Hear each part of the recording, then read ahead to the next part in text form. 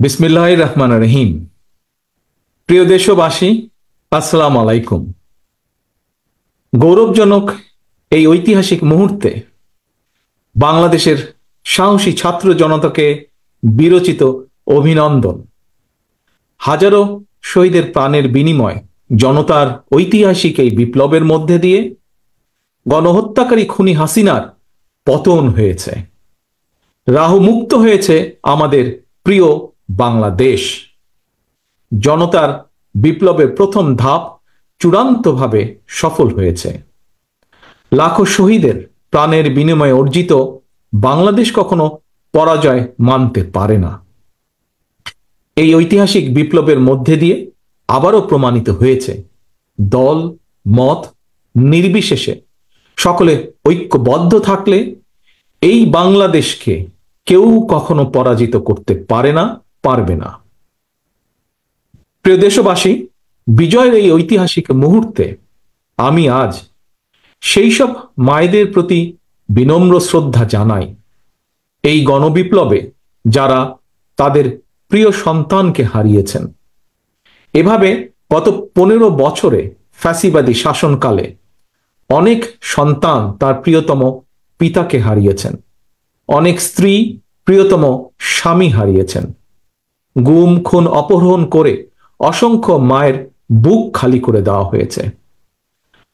আপনাদের সন্তানের শহীদ মৃত্যু, স্বজনদের ত্যাগ তিতিক্ষায় 2024 সালের 5ই আগস্ট প্রিয় বাংলাদেশ আরেকটি বিজয় দেখেছে। জনতার ঐতিহাসিক বিপ্লব সফল করতে গিয়ে অসংখ্য ছাত্র জনতা আহত হয়েছেন। বাসায়, হাসপাতালে কিংবা ক্লিনিকে চিকিৎসাধীন যন্ত্রণাবিদ্ধ সময়ে সমস্ত ভালোবাসা নিয়ে আপনাদের পাশে আজ সারা বাংলাদেশ। খুনি হাসিনার বিরুদ্ধে আন্দোলন করতে গিয়ে অসংখ্য মানুষ মিথ্যে মামলা ও রাজনৈতিক উদ্দেশ্য প্রণোদিত মামলায় গ্রেফতারের শিকার হয়েছেন, কারাগারে নিক্ষিপ্ত হয়েছেন। আমি অবিলম্বে তাদের বিরুদ্ধে দায় করা সকল মামলা প্রত্যাহার এবং তাদের কারামুক্তির দাবি জানাচ্ছি। একই সঙ্গে ছাত্রছাত্রীরা যাতে আবার স্বাভাবিকভাবে হলে, হোস্টেলে, ক্লাসে ফিরতে পারেন এবং পরীক্ষায় অংশ নিতে পারেন, আশা করি সেই পদক্ষেপ দ্রুত গ্রহণ করা হবে।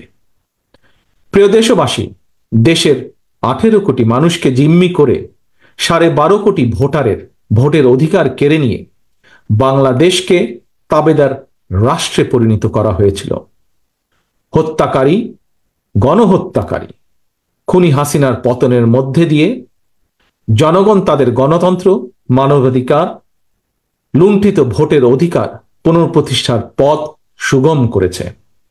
এর মধ্যে দিয়ে জনগণের বিপ্লবের প্রথম ধাপ সফলভাবে সম্পন্ন হয়েছে।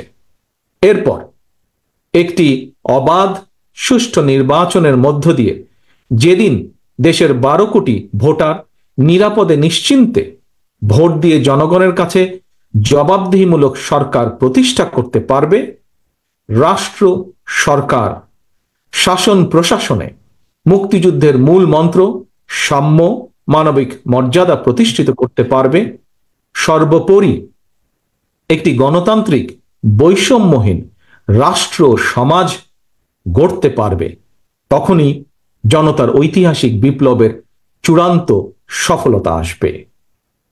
প্রিয় দেশবাসী, জনতার ঐতিহাসিক বিপ্লবকে চূড়ান্ত লক্ষ্যে পৌঁছতে তাই যথাসম্ভব দ্রুততম সময়ের মধ্যে একটি অবাধ, সুষ্ঠু, নিরপেক্ষ নির্বাচনের আয়োজন করতে হবে। জনগণের দ্বারা নির্বাচিত প্রতিনিধিদের কাছে দ্রুততম সময়ের মধ্যে অবশ্যই ক্ষমতা হস্তান্তর করতে হবে।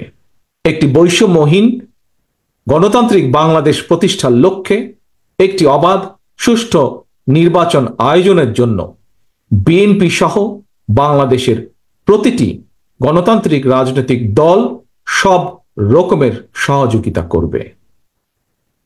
প্রিয় দেশবাসী, এবার আমি আপনাদের কাছে একটি বিনীত আহ্বান রাখতে চাই। বিজয়ীর কাছে পরাজিতরা নিরাপদ থাকলে বিজয়ের আনন্দ মহিমান্বিত হয়। সুতরাং বিজয়ের এই আনন্দঘন সময়ে রাহুমুক্তির এই ঐতিহাসিক মুহূর্ত শান্তভাবে উদযাপন করুন।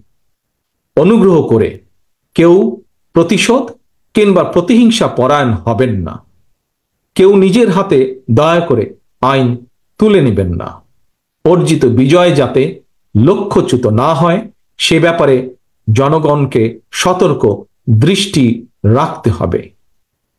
52, 71 কিংবা 90 মতন ছাত্র জনতা আবারও একটি বিজয়ের ইতিহাস রচনা করেছে।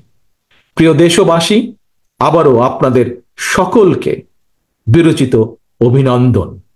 আল্লাহ হাফেজ। বাংলাদেশ জিন্দাবাদ। বাংলাদেশ জাতীয়তাবাদী দল জিন্দাবাদ।